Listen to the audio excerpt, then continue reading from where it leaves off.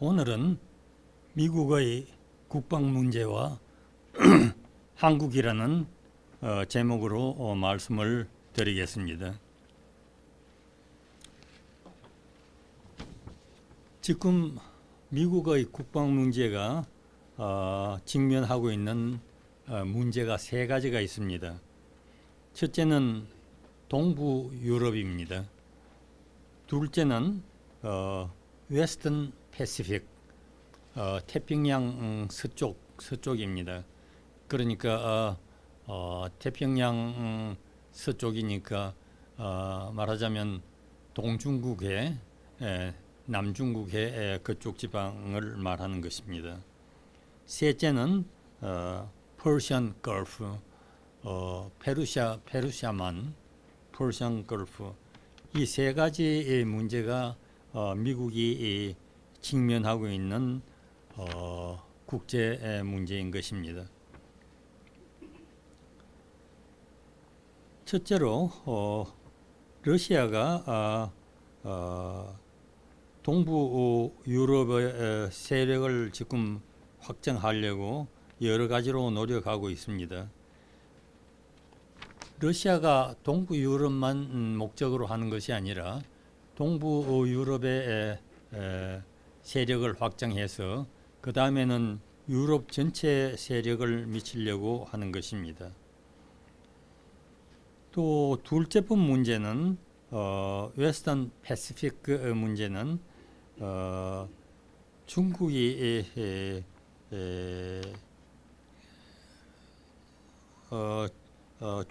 중국이 지금 하고 있는 문제에 대해서 중국에 대해서 미국이 이제 미국의 국방 문제가 대두되고 있는데 중국이 지금 군사 예산을 아주 증강하고 있습니다. 그리고 또 많은 무기를 새로이 개발하고 있고 동중국해와 남중국해에 군사력을 증강을 하고 있는 것입니다.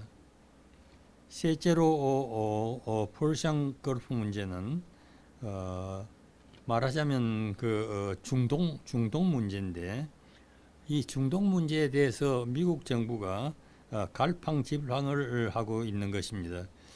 어떤 때는 아주 과잉 방어를 하고 어떤 때는 과소 방어를 하고 그렇게 갈피를 못 잡고 있는 것이 미국의 현실인 것입니다. 한동안 미국과 소련이 이 세계의 양대 세력이 돼서 냉전을 하고 있었는데 차츰차츰 소련의 세력이 약해져서 결국은 소련이 붕괴되고 말았습니다. 소련이 붕괴되고 나니까 옛날에 있던 그 러시아만이 남고 그 외에 자기 위성 국가들 또 자기가 점령하고 있던 점령하고 소련 영토로 만들었던 그 많은 나라들이 또 독립을 해 나가고 해버렸습니다. 그리고 나니까 미국이 이 세계에서 유일한 강대국이 되고 말았는 것입니다. 그러나 미국도 지금은 많이 쇠퇴를 했습니다. 미국이 지금 많이 쇠퇴를 했다고 하지만은 그래도 미국이 아직도 세계에서 제일 강한 강대국인 것은 틀림이 없는 것입니다. 그런데 러시아는 어떠냐고 할 때면 러시아는 지금 많이 쇠퇴는 했지만은 그래도 거대한 원자 무기를 가지고 있습니다.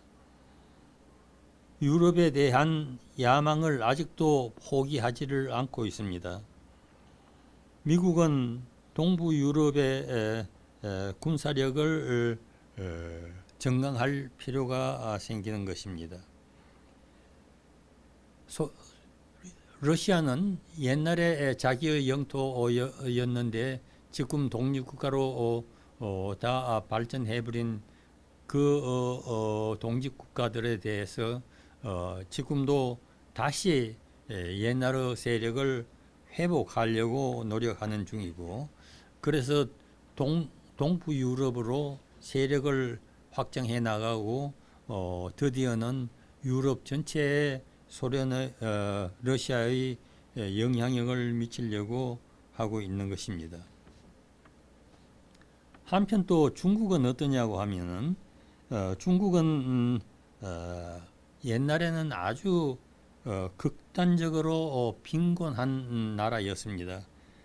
경제가 아주 어려웠던 나라고 식량이 부족해서 굶어 죽는 사람들이 많은 나라였는데 그것이 헨리 키신저가 나와서 소련과 중국의 관계를 끊어버리고 중국을 도와서 중국을 현대화시켰던 것입니다. 그 결과로 중국은 지금 아주 강대한 경제 대국으로 발전을 했지만은 그래도 아직까지는 그렇게 큰 경제는 이루지 못하고 있는 것이 사실인 것입니다.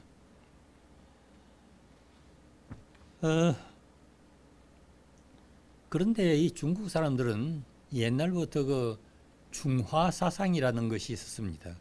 중국 사람들 머릿속에는 아직도 그 중화 사상이라는 것이 남아 있어서 그것이 지금도 발동하고 있는 것입니다.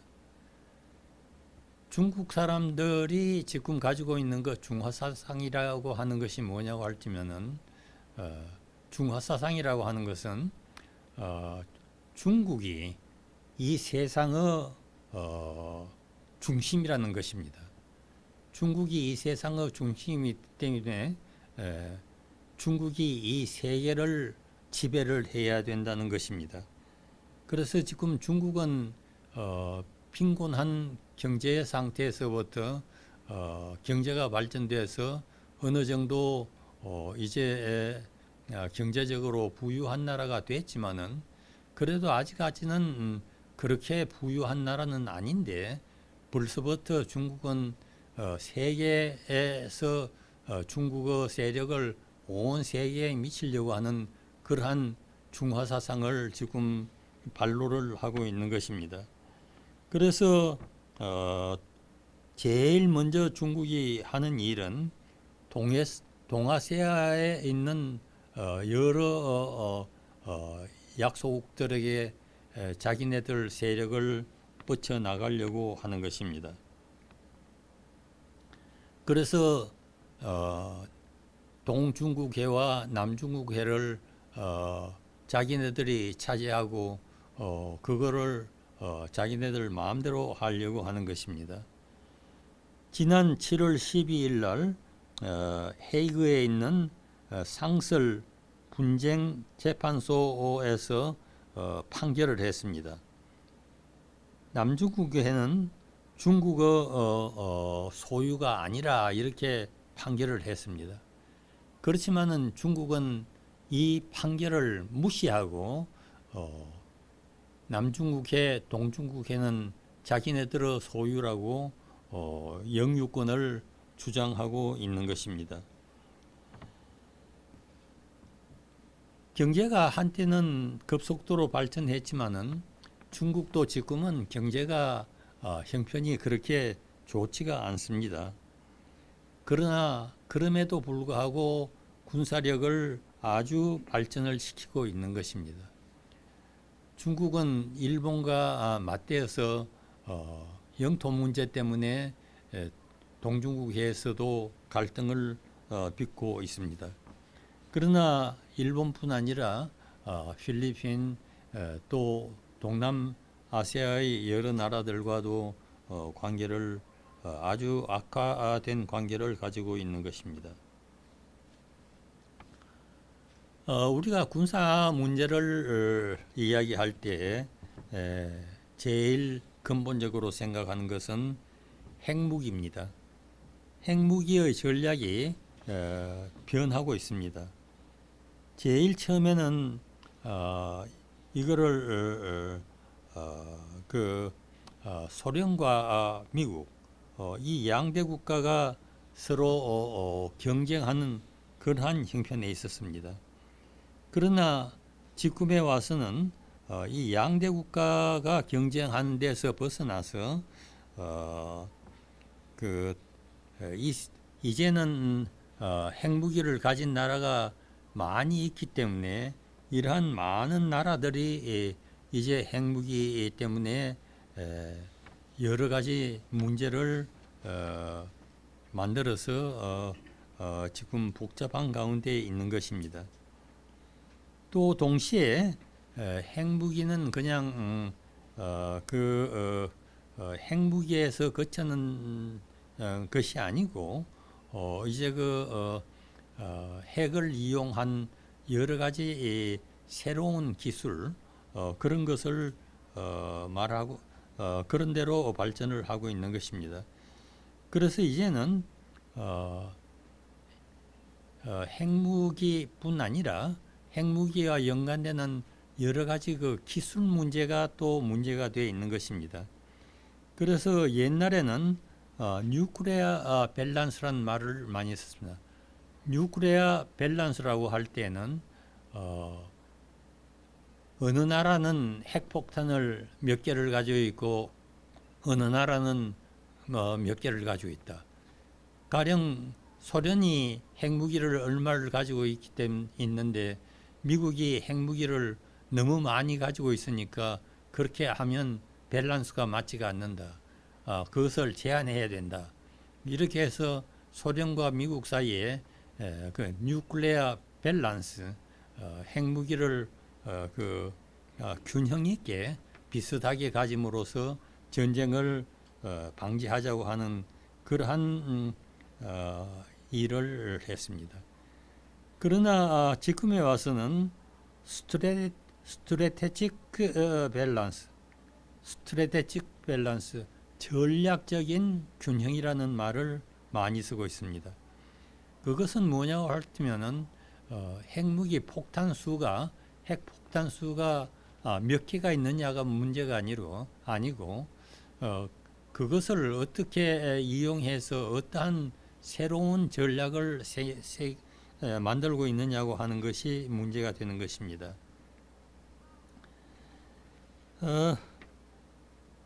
프롬프트 글로벌 스트라이크라는 용어가 있는데 프롬프트 글로벌 스트라이크 핵무기를 얼마나 빨리 사용할 수 있느냐. 지금 미국에서는 세계 어느 곳에서든지 어느 곳을 목표로 하든지 1시간 내에 미국 본토에서부터 핵폭탄을 떨어뜨릴 수 있다.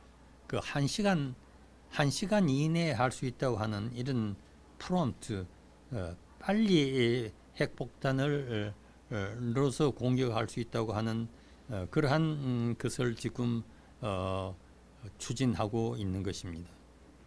또 다른 예를 들면은 US Air and Missile Defense, US Air and Missile Defense, 우리가 지금 말하고 있는 THAAD 문제인 것입니다. THAAD라고 하는 무기를 배치를 하고 있으면은 거기에서 자기의 적국의 군사 시설과 군사 행동을 다 볼 수가 있고 거기에서 날아오는 미사일을 볼 수가 있고 이 무기로서 날아오는 미사일을 잡아서 미사일이 자기 나라에 떨어지지 않도록 할 수 있다고 하는 것입니다. 그래서 이 THAAD 문제가 또 지금 문제가 되고 있는 것입니다. 이러한 여러 가지로 이제 핵폭탄뿐 아니라 핵폭탄 핵폭탄과 연관되는 여러 가지 부수적인 기술이 또 발달되고 있는 것입니다. 그래서 이제는 핵 밸런스가 아니라 이제 전략적인 밸런스를 말하고 있는 것입니다. 미국이 이 전략적인 밸런스에서 아주 앞서 있습니다. 그래서 미국에서는 동부 유럽에 이 사드를 배치를 하고 또 한국에다가 남한에다가 이 사드를 배치를 하려고 합니다. 동부 유럽에 배치를 사드를 배치를 하면은 제일 피해를 많이 보는 것이 러시아입니다. 그래서 러시아가 아주 반대를 하고 있는 것입니다. 그래 남한에 사드를 배치하는 제일 근본적인 문제는 북한에서 날라오는 미사일을 방어를 하려고 하는 것인데 이 사드를 통해서 중국의 여러 군사 정보도 볼 수가 있게 되는 것입니다. 그러니까 중국이 나와서 또 이것을 반대를 하고 있는 것입니다. 그러나 러시아가 반대를 하든지 중국이 반대를 하든지 미국은 이 사드를 배치를 할 수밖에 없는 것입니다. 방위를 위해서는 적국의 승인을 받고 배치를 하는 것이 아니라 자기 나라의 주권으로서 그는 할 수 있게 되는 것입니다. 가령 남한에서는 남한의 주권에 의해서 미국의 사드를 남한에 배치를 한다고 하는데 북한이나 중국이 아무리 반대해도 이건 할 수가 없는 것입니다. 그러니까 이러한 그 전략적인 밸런스가 맞지 않는다고 해서 러시아와 중국이 이 전략적인 밸런스를 가지고 말할 수 있게 되는 것입니다. 그러나 미국이 러시아와 중국보다는 국방 기술이 훨씬 앞서 있기 때문에 아무리 반대해도 미국이 하려고 하면 어쩔 수 없는 것입니다. 미국의 국방 예산 가운데 5%만을 사용하면은 이러한 전략적인 새로운 기술을 아주 현대화 시킬 수 있다고 하는 것이 군사 전문가들의 평가인 것입니다. 그래서 앞으로 러시아와 중국이 아무리 날뛰어도 미국이 꼭 하려고만 하면은 미국이 이 세계의 최대 강국으로서 군사적으로도 최대 강국으로서 존재할 수 있게 되는 것입니다.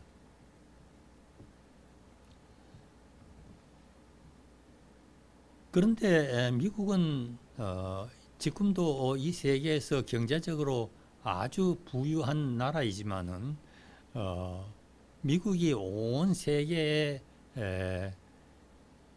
군대를 보내서 세계 평화를 유지하고 결과적으로는 미국을 방위하려고 하는데 그러다 보니까 돈이 너무 많이 듭니다. 돈이 너무 많이 드니까 이제 다른 나라에서도 미국이 하는 일에 대해서 경제적으로 협조를 해야 되는 것입니다. 그래서 가령 예를 들어서 유럽의 나토를 창설하려고 할 때 그것은 미국 돈만으로서는 될 수가 없기 때문에 유럽의 여러 국가에서도 경제적으로 보조를 해야 된다. 이렇게 해서 표준을 세운 것이 유럽의 각 나라에서 그 나라의 GDP의 2%를 나토에 나토에다가 GDP의 2%를 지불을 해야 된다. 그러한 표준을 세웠습니다. 그러나 유럽의 여러 나라들은 미국은 부자 나라이기 때문에 우리가 조금 경제적으로 돈을 적게 내도 미국이 다 해나갈 수 있다 이렇게 해서 그러한 표준을 지키지를 않습니다. 유럽에서 그 표준을 지키는 나라는 영국밖에 없습니다. 영국은 GDP의 2%를 나토에다가 지불을 하고 있습니다. 또 아시아, 동아시아의 형편을 보면은 일본에서는 1%를 GDP의 1%를 미군에다가 지불을 하고 있습니다. 왜냐고 하면 미군이 일본을 방위하기 위해서 군대를 많이 보내고 있기 때문에 그런 것입니다. 한국에는 미국이 6.25 전쟁 때에 많은 돈을 사용을 했고 또 그 뒤에도 6.25 전쟁이 휴전 상태로 들어간 다음에도 한국에 미군이 주둔하고 있기 때문에 처음에는 한국이 경제적으로 어떻게 할 도리가 없어서 돈을 내지를 못했지만은 그 후에 경제가 차츰차츰 좋아지니까 한국에서도 돈을 많이 냈고 지금은 미군이 한국에 주둔해 있는 미군의 비용의 50%를 지금을 부담을 하고 있는 것입니다. 그래도 이것이 미국으로서는 그렇게 만족할 만한 그러한 것은 되지를 못하는 것입니다. 여기에 이 책에 있는데 이 책은 이 Foreign Affairs 외교 문제 외교 문제라고 하는 이 책은 잡지입니다. 잡지인데 말하자면 논문 잡지입니다. 논문집인데 미국에서 제일 권위 있는 말하자면 국제관계의 논문집입니다. 2달에 한 번씩 나오는데 이 책은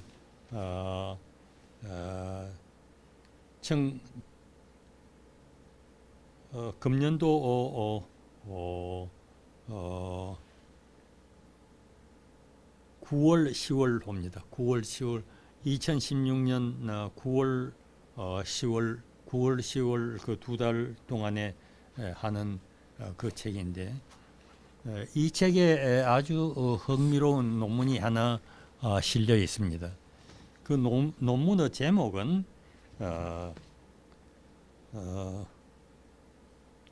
Preserving Primacy.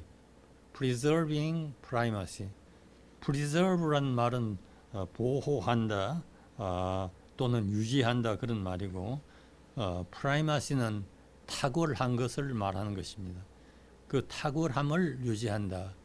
다시 말하면 뭐냐고 하면은 미국이 이 세계에서 제일 경제적으로 부유하고 군사적으로 강력한 나라라고 하는 것을 그러한 나라인 것을 유지해 나가고 있다고 하는 그러한 내용에 대한 논문인데 이 논문은 누가 썼느냐고 할 것 같으면 미국 하원의 군사위원회 위원장 매크 톰베리라고 하는 사람이 있었습니다. 매크 톰베리가 이 논문을 썼는데 이 사람이 혼자서 썼는 것이 아니라 다른 사람하고 같이 썼습니다. 그 다른 사람은 전략예산평가센터 원장으로 있는 앤드루 쿠레피네비치라고 하는 사람하고 두 사람이 공동 저작했는 논문인데 이 논문에 이 논문은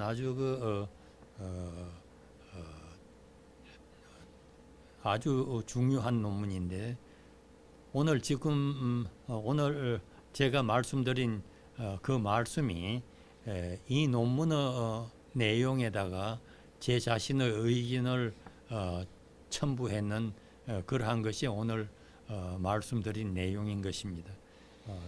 이 논문에서 말하고 있는 것이 오늘 말했는 제가 말했는 내용과 같은 것입니다. 그래서 그것이 지금까지 이야기했는 것이 미국의 국방 문제에 대해서 지금까지 말씀을 드렸는데 이 논문에서 한 두 패러그래프 한국에 대해서 이야기를 하고 있습니다. 여기에서 한국에 대해서 말하고 있는 것을 요약하면은 이러한 말인 것입니다. 첫째, 북한은 경제적으로 지금 많이 쇠퇴해 있습니다. 아주 경제가 어려운 상태에 있는데 그렇지만은 계속 핵무기를 발전시키고 있고 또 여러 가지 다른 무기, 미사일 같은 것을 발전시켜서 지금 군사력이 많이 증강되고 있습니다. 그래서 국제사회에서 북한에다가 북한이 핵무기를 중단을 하면은 경제 원조를 해서 잘 살게 만들어 주겠다고 해도 북한은 그 말을 듣지 않고 거절을 하고 자기네들은 핵무기를 만들어서 자기 나라를 지켜야 된다 이렇게 말을 하고 있습니다. 그래서 유엔에서 북한이 핵무기를 자꾸 만들고 그렇게 하면은 안 된다고 경제 제재를 했습니다. 경제 제재가 지금 아주 극도로 강력하게 나가고 있습니다. 그래도 말을 듣지 않고 핵무기를 더 발전시키고 있습니다. 남한은 지금 어떤 형편이냐고 하면 남한은 경제가 아주 좋습니다. 북한보다도 인구가 2배가 되고 GDP는 북한의 10배가 된다고 이 논문에서 말하고 있습니다. 그래서 남한은 돈도 많고 또 인구도 많고 하기 때문에 그렇게 많은 미군이 남한에 주둔해 있을 필요가 없다. 그 일부를 빼내서 다른 지방으로 다른 곳으로 보내도 된다. 이렇게 말을 하고 있습니다. 지금 도널드 트럼프가 말하는 것은 한국이 주한